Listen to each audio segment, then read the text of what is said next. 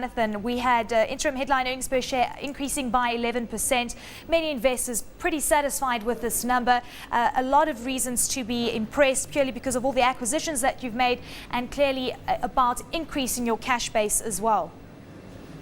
Yes, certainly it was a tough time for the consumer, and Adcock, as I'm sure you know, almost 80% of our products are driven by acute demand, i.e. driven by out-of-pocket spend in the consumer. And in tough times, I think the business performed quite well. So we gained market share, particularly in the OTC segment, in pharmaceuticals, i.e. in pharmacy, but also, of course, in our FMCG sector. Well, just looking at the most recent acquisition, Ghana's pharmaceutical firm, Ayrton, obviously a very good decision on that front as well, because you are trying to expand onto the continent and now you are offering more products to even more people. So surely this is going to increase the revenue as well. Yes, absolutely. I mean, if one takes South Africa versus Ghana and other African countries, it's very clear that, South Africa is the lion's share of the economy.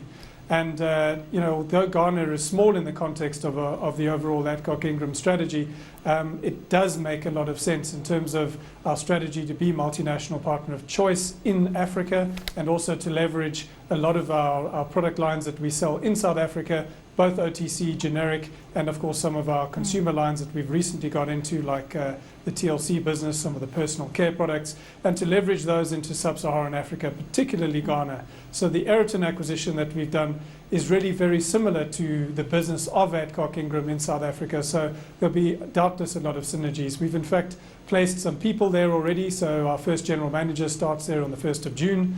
And that's pretty good given that we only acquired the company about a month ago.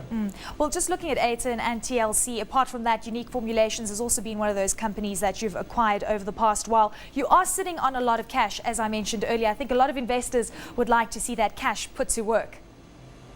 Yes, absolutely. We have quite a good war chest of about 918 million. As everybody knows, we're in discussion with Baxter at the moment around the valuation of the critical care business.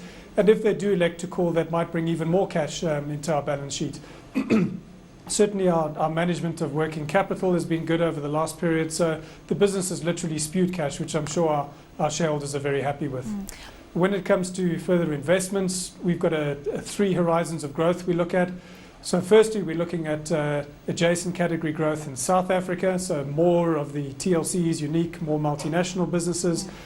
Secondly, more growth into sub-Saharan Africa. And then thirdly, we will look in time beyond the borders of Africa for more transformational type transactions over time. Margin's quite impressive as well, but as you mentioned, we have seen lower volumes coming through on certain divisions as well. Where do you see margins going from these levels? Because obviously competition is becoming even more rife. Absolutely. I mean, we've seen actually good margin expansion at a gross margin level in most of our businesses. That's really as a consequence of the rand strength, given that we do import lots of products.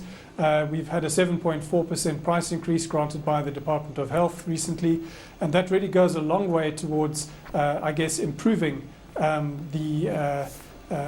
sorry, I've lost contact here. That goes a long way towards improving and offsetting some of the inflationary pressures that we've seen in our business, with wage increases, with transportation, of course with Eskom and electricity as well. In our critical care business, that's particularly important given how intensive that particular manufacturing facility is.